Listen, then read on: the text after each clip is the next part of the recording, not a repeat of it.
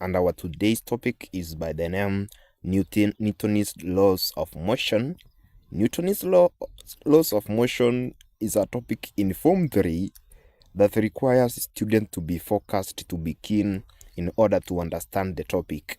I request that you do subscribe to my account and even like and comment and even share this channel so that it can reach many people who have not accessed it. I'm so much humbled to introduce you to this topic, beginning with the first law of motion, that is the law of inertia. The law of inertia states that a body continues in its state of rest or uniform motion unless an unbalanced force acts on it. A body continues in its state of rest or uniform motion unless an unbalanced force acts on it. So a body can continue being in its state of rest or in uniform motion unless you exert a force that is an unbalanced force. So that's the first law of motion, and we have the second law of motion.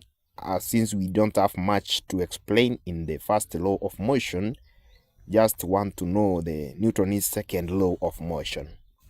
It states that before I state it, remember that this law is known as the law of momentum, and the momentum is the product of its mass and its velocity. We say it is because we are referring to the body, so we say that the product of the mass of the body and the velocity of the body, they define momentum. That is mass times velocity, of course. The SI unit of momentum is kilogram meter per second. We want to know the second law of motion, how it states. It states that the rate of change of momentum of a body is directly proportional to applied force, and it takes place in the direction in which the force acts. The rate of change of momentum of a body is directly proportional to the applied force and takes place in the direction in which the force acts. The change in momentum is just the product of mass times the final velocity minus the product of the mass and its velocity, that's the initial velocity. You can take your time to look into some of the calculations that are done under this topic.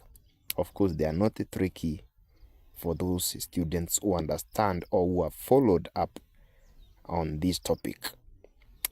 We want to just go to the third law of Newton, and it is just referred as the law of interaction. The law of interaction. We've dealt with the first law, that's the law of inertia. The second law, the law of momentum. The third law now is a law of interaction. And this law states that for every action or force, there is an equal and opposite force or reaction. For every action or force, there is an equal and opposite force or reaction. That is the third law that states that for every action, there must be an equal and opposite reaction, or for every force, there is an equal and opposite force. So those are the three laws of Newton that are connected to motion. We have now the collisions, and of course we have linear collisions, and there are two. We have inelastic collision and we have elastic collision. When do we say that we have elastic collision? We say we have elastic collision when two bodies collide and bounce off each other after collision. And remember, we can identify as well elastic collision by momentum and kinetic energy being conserved. Can identify elastic collision as well by momentum and kinetic energy being conserved. In elastic collision, can know that it is an elastic collision if two bodies collide and stick together. As well, we can identify inelastic collision by momentum being conserved. So in elastic collision, momentum conserved. Elastic collision, both momentum and kinetic energy are conserved.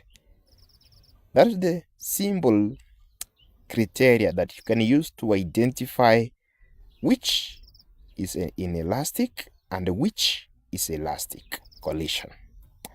We have the a law that is normally derived from both Newton's third law and conservation of momentum, whereby we study the law of conservation of linear momentum as when no outside forces act on a system of moving objects, then the total momentum of a system stays constant.